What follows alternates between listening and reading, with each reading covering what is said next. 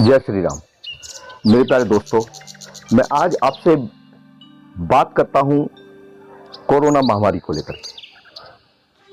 Corona महामारी में कोई ऐसा देश होगा जो बर्बाद ना हुआ हो। बहुत से ऐसे देश थे जहां के सरकारों ने और जहां के प्रधानमंत्रियों ने हाथ उठा दिए थे कि हम कुछ नहीं कर सकते। और आपने देखा भी कि कैसे दूसरे देशों में, भारत की तुलना में दूसरे देशों में देखिएगा कि कैसे लोगों की लाशें सड़कों पर पड़ी थी।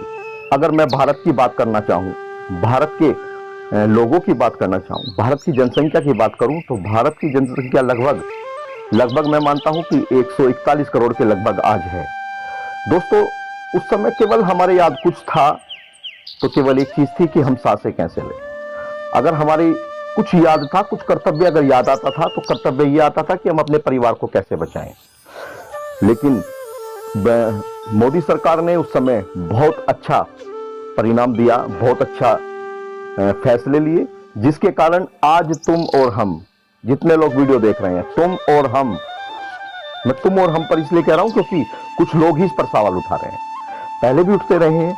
तो केवल तुम और हम इसीलिए आज सुरक्षित हैं क्योंकि मोदी सरकार ने जो वैक्सीन लगभग 3 साल में तैयार होती थी और फिर उसका प्रैक्टिकल होते थे, पहले जानवरों पे होता है, पहले बनाई जाती है, फिर जानवरों पे होता है, फिर उसके बाद ह्यूमन बॉडीज पर होता है, तो उसमें समय लगता है। लेकिन हमारे पास उस समय नहीं था।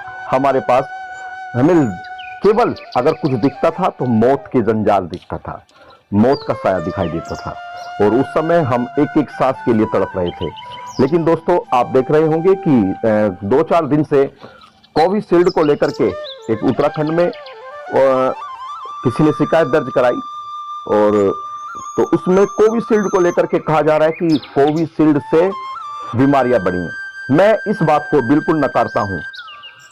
आप कहोगे कि कोर्ट में जाकर के कोविशील्ड जिस कंपनी की है, उस कंपनी ने जाकर के इस चीज को स्वीकार किया कि उसके जो साइड इफेक्ट हो सकते थे, ये साइड इफेक्ट थे क्या?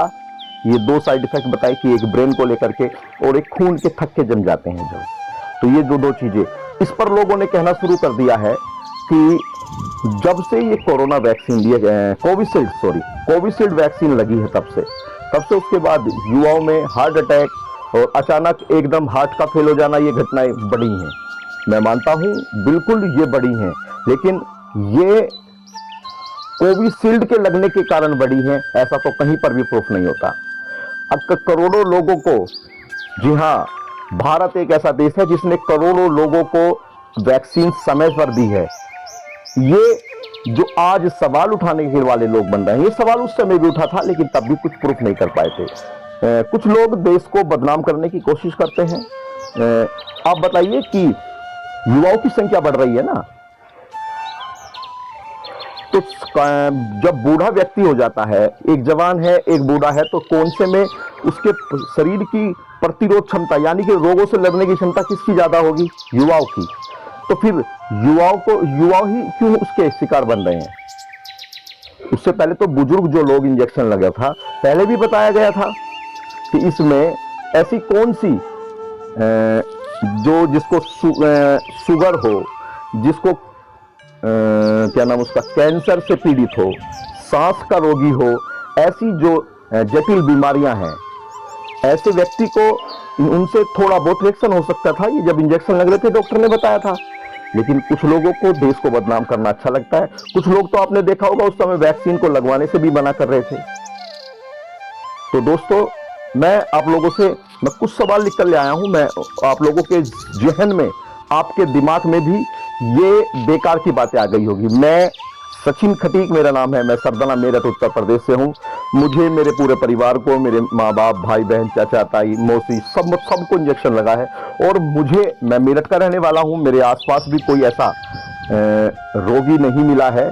कोरोना बीमारी से तो लोग ग्रसित हुए हैं, उससे प्रतिरोध क्षमता तो कम हुई है। जो पहले से दवाई खा रहे थे, जो बीमार थे, उन लोगों की प्रतिरोध क्षमता घटती ही है। लेकिन कोविशील्ड वैक्सीन लगने के बाद किसी के साथ किसी की मौत हुई हो, मेरी जानकारी में ऐसा नहीं है। जानकारी सूत्रों के अनुसार मिलती है, मीडिया कर्मी भाई हैं उनके द्वारा मिलती है कि कई जगह ऐसी घटना हुई है। मैं इस चीज को जब करोड़ों में वैक्सीन लगी है, अगर ये दिक्कत कर रही थी तो ये सबको होना चाहिए था। जिसकी प्रतिरोध क्षमता कम है उसको ये चीज बिल्कुल उसको हो सकता है इससे वो शरीर झेल ना पाया हो, उसे कोई किसी को लाखों में से एक को कोई समस्या हुई होगी दोस्तों। लेकिन मैं अब कुछ लोग ऐसा बेवकूफ बनाने की कोशिश कर रहे हैं, ऐसा दिखाने की नैरेटिव ऐसा तैयार कर रहे हैं एक कि इंजेक्शन लगा था 2 साल पहले और उसका रिएक्शन अब आ रहा है। ऐसा नहीं होता, डॉक्टर्स ने बताया भी है और उसके बारे में आप पढ़िए। उसमें कहा गया है कि इंजेक्शन लगने के बाद 4 दिन से 6 सप्ताह तक यानी 42 दिन के बीच उसका रिएक्शन आ सकता है, किसी किसी को वो भी। लेकिन आप देखिए करोड़ों में से अगर 10-12 लोग 20 लोग ऐसा आए हैं तो उनके शरीर की प्रतिरोध क्षमता भी तो देखिएगा। अगर इसका रिएक्शन होता, इससे अटैक बढ़ते तो बूढ़े पहले मर जाते। ऐसा नहीं है, ये केवल एक भ्रम फैलाया जा रहा है। और युवाओं में आज हार्ट अटैक क्यों हो रहे हैं? युवा नशे के आदी हो गए हैं, युवा खान पान रहन सहन और यौन क्षमता को बढ़ाने के लिए लोग डोज लेते हैं, दुगनी डोज लेते हैं, जबकि ये चीजें सब गलत होती हैं। और इनको लेकर के आप ये शरीर पर कितना प्रभाव डालती हैं आप इन चीजों को सोच सकते हैं।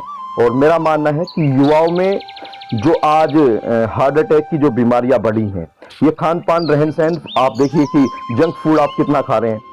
पहले आप 2-2, 3-3 महीने में हमारे पिताजी हैं, माताजी हैं, चाचा हैं, इनसे पूछिएगा कि जब पहले देखते भी थे कि 2-2, 3-3 महीने में एक बार घर से बाहर का भोजन करते थे, टिक्की समोसे खाया करते थे। और आज हमारा बस चले तो दिन में 4 बार हम खा लें। ऐसे इन चीज़ों से भी हार्ट पर दिक्कत होती है।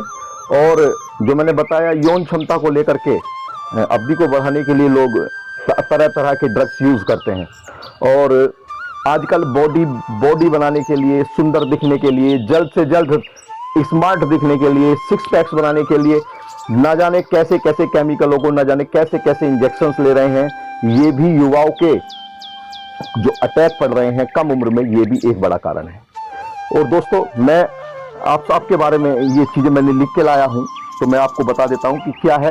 कोविशील्ड से मौत के कारण मैंने आपको बता दिए, युवाओं में हार्ट अटैक क्यों हो रहे हैं मैंने ये आपको बता दिया। अब उदाहरण और कारण ये बनता है, मैं बताया कि हम सब ठीक हैं, आप देखिए अपने आसपास और ऐसे भ्रम में ना पड़िए, क्योंकि ये केवल भ्रम फैलाया जा रहा है। ऐसी कोई सी दवाई का नाम बताइए, अंग्रेजी दवाई कोई भी ऐसी हो जो रिएक्शन ना करती हो। आप डिस्प्रिन को खाइए, डिस्प्रिन भी रिएक्शन कर जाती है। आप पैरासीटामोल को खाइए, पैरासीटामोल रिएक्शन कर जाता है। डाइक्लोफेनिक और किसी को आइबुप्रोफेन, ये सब और टेट्रासाइक्लिन, पेनिसिलिन, ये बहुत चीजें हैं भाई। हर एक दवाई रिएक्शन कर सकती है, ये कोई कहने वाली बात नहीं है। और ये इतना बड़ा बात नहीं है कि जिसको इतना बड़ा मुद्दा बनाया इसलिए जा रहा है क्योंकि कुछ देश के विरोधी, देश की ताकतें देश को कमजोर करना चाहते हैं और देश की सरकार को विरोध करते करते वो देश का विरोध कर रहे हैं। देश की सरकार का विरोध करते करते वो देश के खिलाफ जा रहे हैं। तो मैं ऐसे लोगों को कहता हूं कि अपनी गंदी राजनीति से आप बाज आइए, क्योंकि आपकी ये गंदी राजनीति किसी के ऊपर नहीं चलने वाली है। और मैं इससे अलग, कुछ लोगों का कहना है कि कंपनी ने अब बताया जा करके, उस समय नहीं बताया, सरकार ने नहीं बताया। भाई मैं आपसे पूछना चाहता हूं कि अगर उस समय आपको, या मैं कहता हूं अपने ऊपर कहता हूं भाई, अगर मेरे परिवार को उस समय कोविशील्ड का इंजेक्शन लगना था, एकमात्र मेरे पास यही रास्ता था कि मैं सरकार द्वारा कोविशील्ड लगवाऊं और तभी मैं जिंदा हूं। अगर मेरे पास कोविशील्ड ना होता तो शायद मैं, मेरा परिवार, मेरा कुछ भी, मेरे आसपास बहुत से लोग मर गए होते।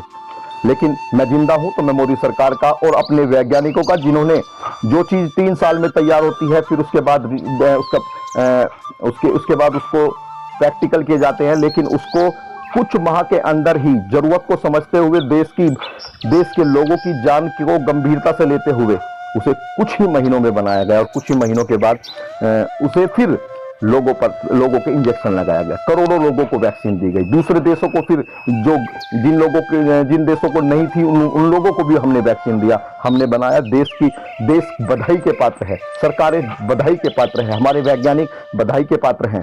और उसमें क्योंकि तो जो अगर वो मुझे कहते कि आप इंजेक्शन लगवाइए और इंजेक्शन के साइड इफेक्ट ये हैं, तो दोस्तों शायद मैं उस समय इंजेक्शन लगवाने में असमर्थता जताता, मैं विश्वास ना कर पाता।